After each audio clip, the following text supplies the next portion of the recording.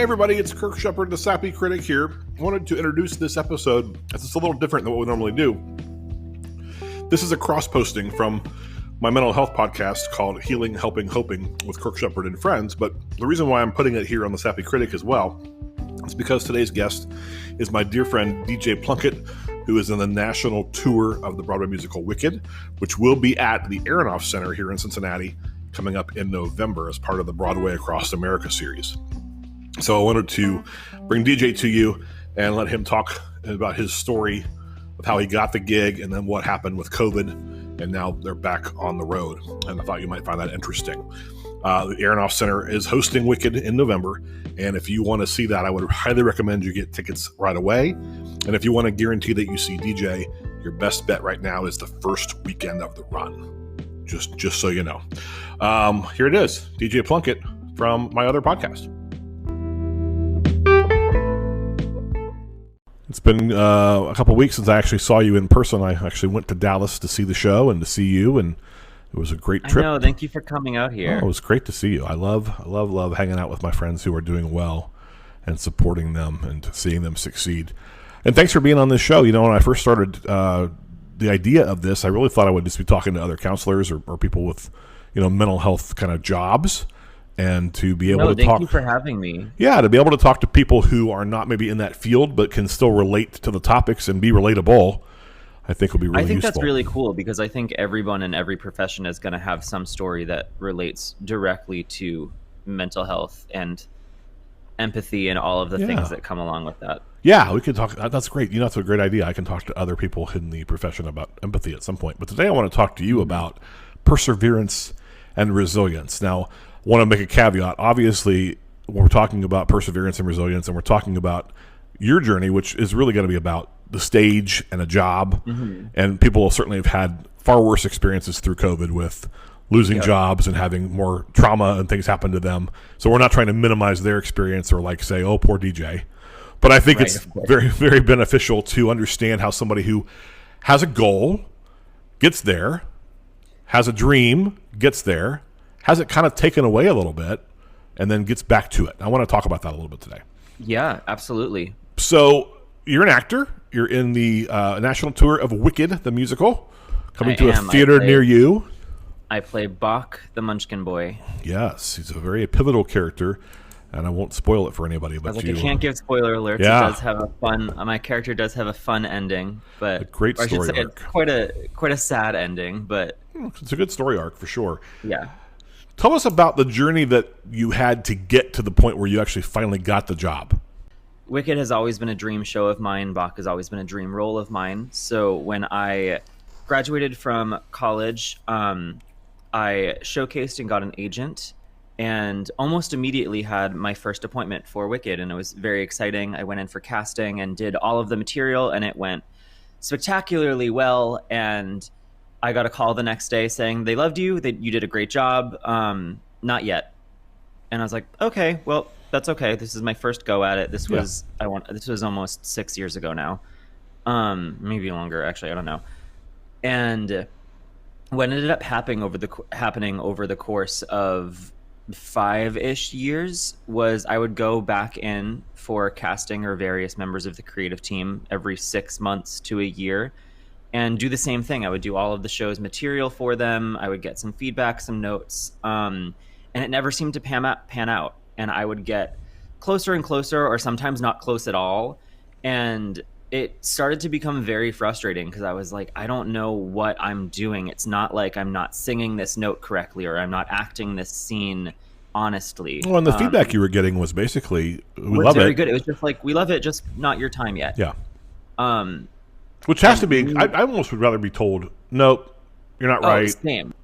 You know, through booking different shows and having my own long journey in the industry, I decided to take some master classes with the director himself, and herself, I should say, the associate as well. And it wasn't until then where I kind of took my career in my own hands and stopped trusting other people with it, that things started to really pick up for me. I went in December again. So I had taken that class. It went really well. I went in for a final time, which was, I think the final count was 9 times 3 work sessions, 2 master classes. I went in for everyone in the whole creative team and did what I always do. Got the same call from my agent the next day, which was, we loved it, just not yet. And I kind of had released it to the universe because I was like, I don't know what else I can possibly give them.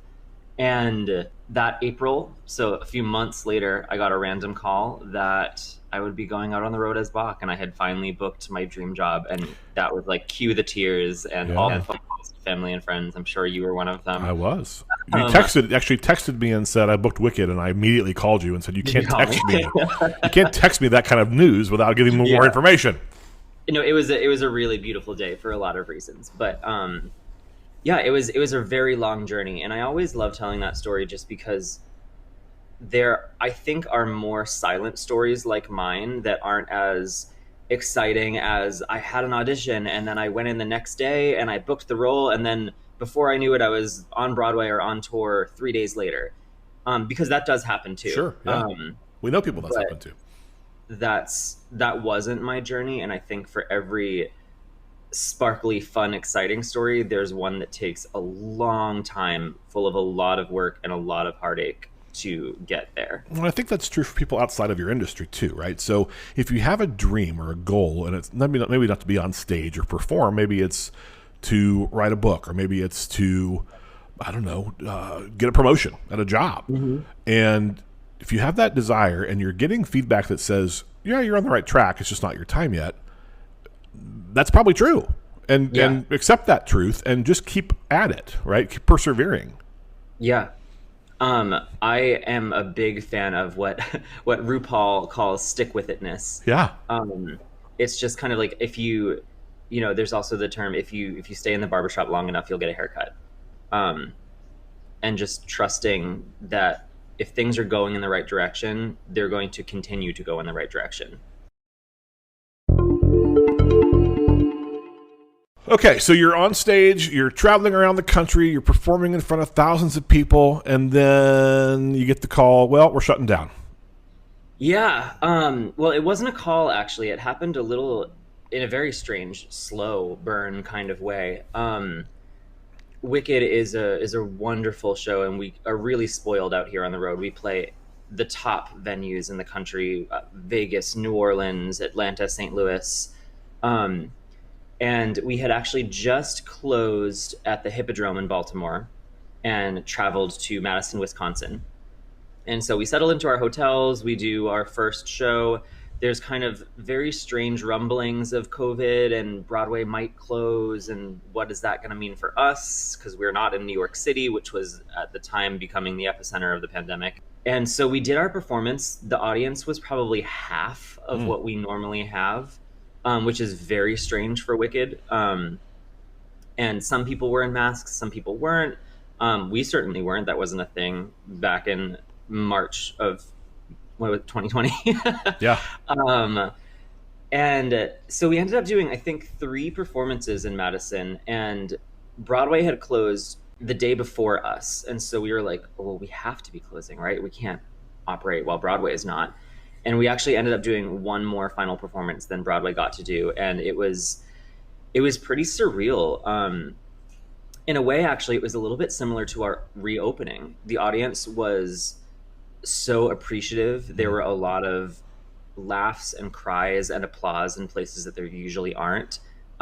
Everyone was really appreciative of being there. And I think whether it was spoken or not, knew that this was going to be it for a while. And then we had our company manager call us all on stage and basically said, we're going to close for what's looking like about 3 weeks. If only. Yeah, and so that meant we weren't going to go to the next city. And honestly, it was weird, but it didn't feel end of the world. It felt very like we're going to cancel the next city. It kind of felt like a free vacation. Yeah, honestly. It was temporary. Yeah. Yeah. You know, we all accepted the weirdness of it. Some people stayed in Madison for like an extra week just to pack up their life. Some people went right back to New York. I went back to the city, and that kind of begun the moving goalpost and kind of heartbreaking reality of what was happening for the next year and a half. Yeah. So you're home in New York City by yourself, living in an apartment. what do you do? I mean, everything's shut So down. There's nothing to do in New York City. there was You nothing can't to go do. eat And when anywhere. What do you? no, when How I do you cope first with got that? back to New York City, my best friend and roommate actually went right back to Massachusetts. So I was fully alone in my apartment for, I think I counted, and it was 75 days. Wow. Fully by myself. I really only left maybe once every 2 weeks for groceries. And of course, at that point, it was in like full PPE. I actually ended up getting COVID, which luckily a very, very mild case that cleared up pretty quickly. So I'm Good. extraordinarily fortunate there. But the solitude and the isolation of that after performing for thousands of people every night was definitely more jarring than I think I even allowed it to be for myself. Yeah. So mental health wise, I mean, you're somebody who's okay with retreating and being alone for a while. Oh You yeah, can manage I'm an that. introvert, so Yeah. I'm really okay with being by myself.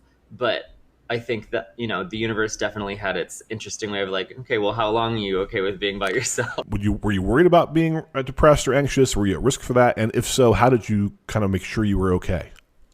Um, I wish I had a really solid answer to that. But I think like everyone, I was kind of figuring it out in real time.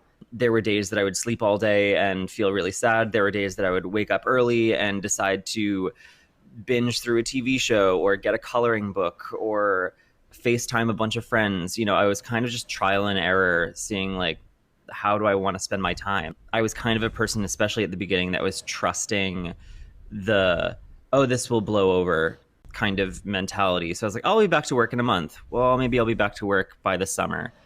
Ooh, maybe the fall. Like, maybe by Christmas. It has to be by Christmas. In that, I talked a lot about the moving goalpost because we were always in company Zooms of what it would look like and what restructuring the show and the whole industry would be. And nobody had any answer to it. You knew that at some point, probably you were going to be able to go back to the show. That was definitely a lifesaver for me Yeah. to know that I had my dream job to go back to. Right. There were a few times that was put in jeopardy with strange emails, either from the company or cryptic emails from our union. It's kind of like, well, your contract may be expired. Everyone was in uncharted territories, so nobody really knew what was going to happen. Well, and I also want to say, because I was actually talking about this with my brilliant makeup artist yesterday, there are people on this specific tour who are kind of lifers to the national touring life. A lot of them on the crew, a few of them in the cast, but people that have been on tour on the road for 15 years. So in that way, it really is a traveling circus of family. They don't have a home to go back to. There's no reason for them to have a lease in New York City or a house in whatever state they call home. They've been on the road living out of a trunk and suitcases for the entirety of their professional career. I'm still kind of reaching out to them being like, what did you do? Where did you go? Yeah. And that how devastating it must have been for them. I think if we were to sum up what you said, you coped with distraction. Yep. And support. Yeah. Right. Look, thank God for the internet. Right. Thank God for the technology that we have. Oh my God. I don't know how any of us would have done it without FaceTime or Zoom and I don't think anybody really even knew what Zoom was before March 2020. I didn't. Hey, everybody, it's Kirk. I just wanted to take a second and talk to you about Anchor. That's the actual app that I use to make this podcast. If you haven't heard of it, it's really, really cool. Let me tell you about it. It's free, first of all, which is amazing. And it has certain creation tools built in that let you make and edit your podcast right from your phone or your computer. It'll distribute your podcast for you so you can hear it on Spotify, Apple Podcasts, and all the other platforms. And you can make money from it with no minimum listenership, like this ad right here that I'm recording for you to hear. It's going to make money for me, which is great. It's really everything you need in a podcast all in one place. So download the Anchor app or go to anchor.fm to get started.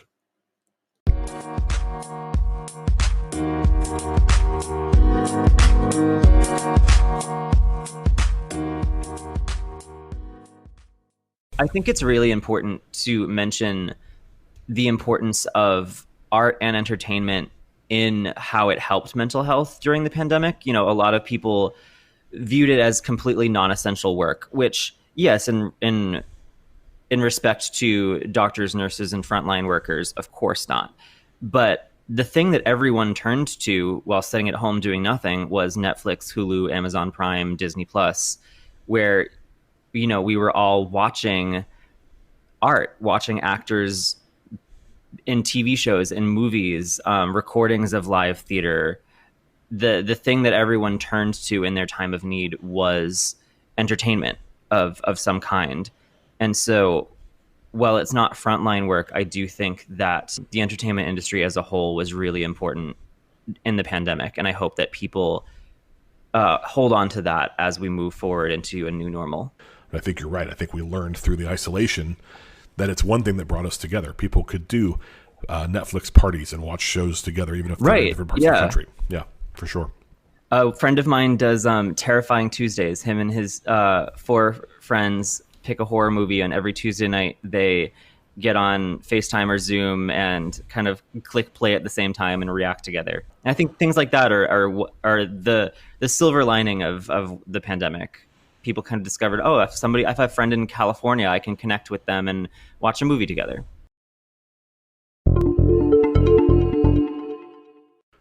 So you eventually get the call that Wicked's going to be the very first national tour to restart.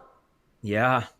And so you go to Dallas, Texas, and you're there for how long before you actually perform? We were there for 3 weeks, and that was wild and so many emotions. We had sat through so much COVID training of what the protocols would be. We were basically creating the protocols for what the union and theater in general would bring to all productions coming back moving forward. So we really were the guinea pigs in figuring out what was going to work and what wasn't going to work.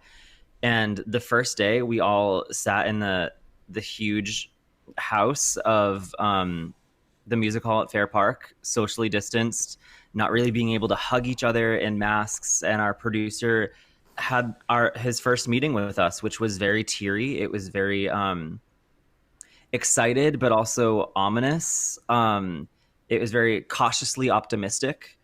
I think maybe the head of every department kind of said a few words. Some people got very emotional in just thinking about what we were about to do and coming back to work. And then behind that whole meeting was our crew putting back together the set for the first time. And that was just visually so special to look at.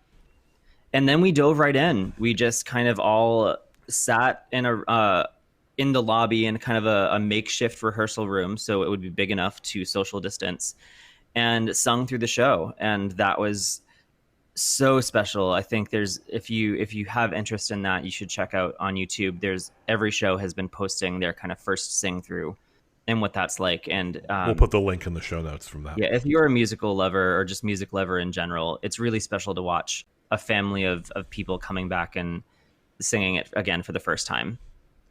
So then we get to opening night, and there's some bootleg out there that if you look real hard, I won't link to that. I'm sure there is. If you look real hard, you can find and listen to the amazing crowd response. It was a rock concert. People were cheering, crying, laughing, having really emotional moments with loved ones in the lobby and during the show. It was a special night that I will never forget. It was electric. The crowd went wild on almost every single line. Everyone got entrance applause. It was one of the most beautiful kind of cathartic moments of an audience and actors connecting, because it was really just us being so excited to do it again and saying thank you for being here and risking to a certain level, and the audience saying thank you for doing this again. We've missed it. And it's not on a Zoom screen or on a YouTube bootleg or, on Netflix. It's live in front of you. I got to see it the second week, and the crowd was not as palpable maybe as it was the very first night. But you know what I will say though, the really cool thing about reopening is that every single performance is that group of people's first time back in a theater. Right. So it kind of has an opening night vibe every night. Yeah. And I'm pretty sure actually, the next 2 stops, we are also the first in those 2 cities. Oh yeah, I'm sure you are. So it's going to continue to kind of have that first time back in a Broadway musical feeling. I think that if we were to wrap up and give anything that's useful here for folks to take away, it's that persevere. Don't ever give up on your dreams. Never give up, ever, ever, ever. I always like, if you think you're about to, please don't go to. I mean, in my career, go to 30 more auditions you don't want to go to.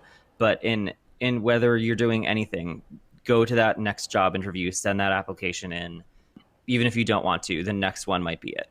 And then when you are faced with more adversity, don't give up. Keep going. Yep, stick with it. I know that not everyone listening is a theater person, but I would challenge you to try to go see live theater in the reopening in the new normal world that we live in, whether it's a national tour, whether it's a trip to New York City and going to Broadway, or whether it's just supporting your local community or regional theater. Experiencing storytelling live right now will serve your heart and mind really well after what we've all been through for the year and a half. I think that this particular program, this episode, will be distributed not only on Healing, Helping, and Hoping with Kirk Sheppard and Friends, but also as a bonus Sappy Critic podcast as well. So, so you'll be talking to a variety of audiences. All of those readers. So hi everybody. Well, not everybody, but you'll know a lot of them, and they're going to come see you in October or November. I'm so excited. November at the Aronoff at Wicked. So check the show notes for links to the things we've talked about today and for DJ. And while he's not allowed to come out to the stage door and give you a hug or say hello or sign your autograph during this tour because of COVID right now, he will be happy. He is waving to you personally during that curtain call from the stage. I know he is. He's just thinking about everyone. And listening. You know what? My DMs on Instagram are always open if you want to send a little message and say thanks for coming. Thank you, DJ. It's good to see you. I'm so proud of you. Thank you.